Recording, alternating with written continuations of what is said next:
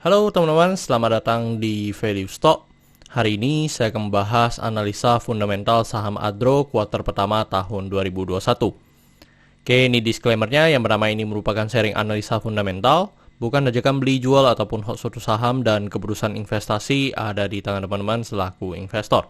Yang ketiga, dari analisa fundamental ini bisa dijadikan referensi untuk analisa saham-saham yang teman-teman miliki. Oke, pertama-tama kita masuk ke bisnis model dari saham Adro ini. Untuk kegiatan usahanya bergerak di bidang usaha mining, habis itu ada service, power, logistik, land, water, capital, sama foundationnya. Jadi ada 8 sektor yang benar-benar dikuasai oleh Adro, dan yang paling besar adalah memang di miningnya, yaitu di penjualan batu bara. Terus untuk segmen usaha atau marketnya di Indonesia, Cina, India, Asia Tenggara, sama Australia. Untuk kasus hukum, saat saya membuat video ini, saya tidak menemukan adanya kasus hukum yang terkait dengan Adro. Untuk kepemilikan sahamnya dimiliki oleh Adaro sebesar 43,91%, Garibaldi Thohir sebesar 6,18%, dan sisanya dimiliki oleh masyarakat sebesar 49,91%. Dan ini dari segi pendapatannya teman-teman bisa lihat dari cukup fluktuatif ya, karena memang ini adalah sektor batubara yang dimana ada komoditasnya.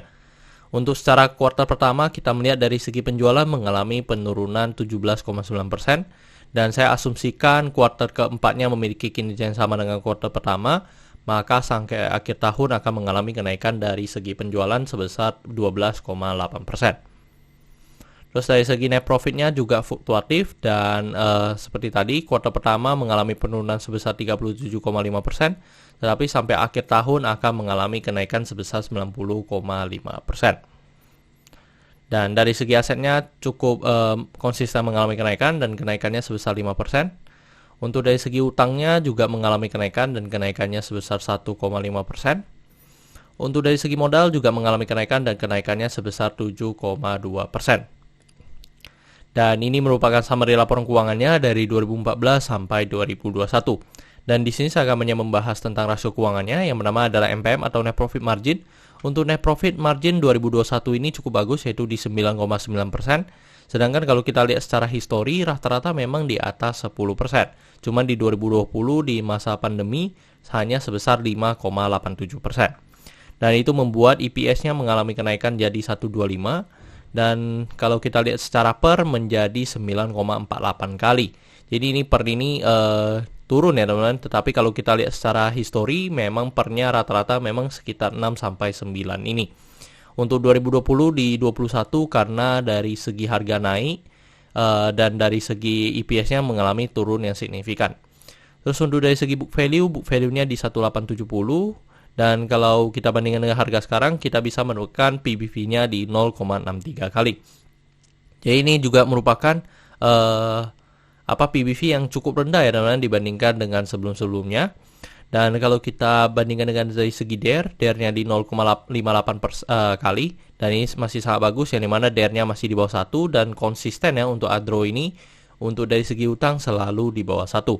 Terus untuk dari segi ROE di 6,69%, ya ini juga mengalami kenaikan dibanding tahun lalu, tetapi masih di bawah dari yang tahun-tahun sebelumnya, yang dimana ROE-nya di atas 9%. Untuk ROA di 4,23%. Oke teman-teman, saat saya membuat video ini untuk harga saham Adro di 1185, dan dari analisa fundamental saya bisa menemukan nilai intrinsic value-nya sekitar 1.500. Jadi masih memiliki margin of safety 26%. Dan ini kesimpulannya. Yang pertama dari produk dan jasa saya berikan oke, karena saya melihat perusahaan ini mampu bertahan ya 5-10 tahun ke depan. Untuk GCG saya berikan oke karena tidak memiliki kasus hukum. Yang kedua, memiliki pemegang saham mayoritas.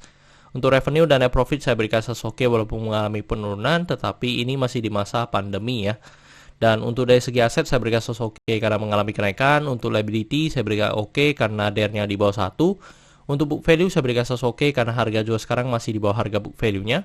Untuk secara sektor sebenarnya yang perlu kita perhatikan adalah komoditasnya. Yang kedua dari segi liability-nya. Jadi liability-nya oke, saya berikan satu sektor ini oke. Untuk dari ROE saya berikan no karena tidak mencapai 9% atau 2 kali bunga deposito yang saya anut.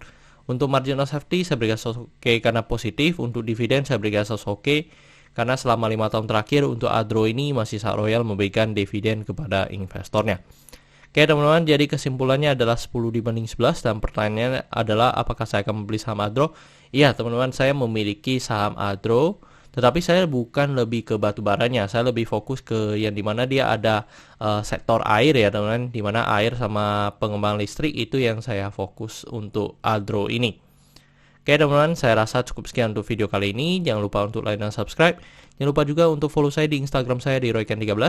Dan jika teman-teman ada kode saham yang ingin saya analisa seperti ini, silahkan tinggalkan di kolom komentar untuk kode sahamnya. Dan teman-teman, saya sudah membuat grup Telegram, jadi teman-teman bisa join grup Telegram saya di Value Stock. Untuk linknya teman-teman bisa dapatkan di deskripsi di bawah. Dan untuk detailnya teman-teman, di grup itu kita banyak sekali membahas tentang saham-saham ya, dan dengan metode value investing. Oke teman-teman, see you in the next video. Bye-bye.